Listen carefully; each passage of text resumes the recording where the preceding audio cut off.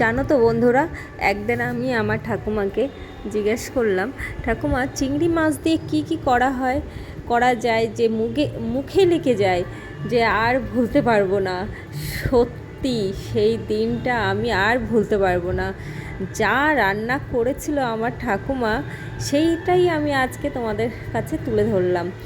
জানি না কেমন হবে, কিন্তু আমার ঠাকুমার মতো তো করতে পারবো না, তো অবশ্যই আমি তার মতন চেষ্টা করব।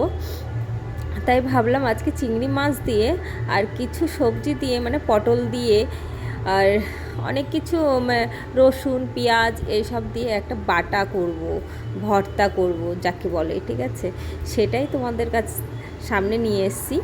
তাই ভাবছি আজকে ওটাই করা হোক, ঠাকুমার রেসিপি। অনেক দিন খাওয়া হয় না, বিয়ের পরে তো আরও খাওয়া হচ্ছে না, কেন কি আমার শ্বশুরবাড়ি এই সব খাই না, আমি একটু খাই।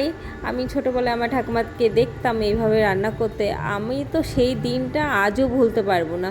তাই ভাবছি বর মশাইকেও খাওয়ানো হোক চিংড়ি মাছের বাটাটা। তাই ভাবছি আজকে রান্না করি। আমি যখন রান্না করলাম, আমার বর ঘরের থেকে দূরে এসে বলছে, কী গো কী রান্না করছো, এত সুন্দর, মানে খুশবুটা আসছে, মানে পাড়ার লোক চলে আসবে, কি রান্না হচ্ছে। ওই তো দেখো না কি রান্না হচ্ছে, আমার ঠাকুমার রেসিপি। তুমি একবার খেলে বারবার বলবে, বলো কি কে, মানে হাতটা শুধু চাটবে আর বলবে তোমার ঠাকুমা কিছু তো রান্না করা শিখিয়ে দিয়ে গেছে। আর আমার তো প্রশংসা খুবই ভালো লাগে, তাই ভাবলাম রান্না করি।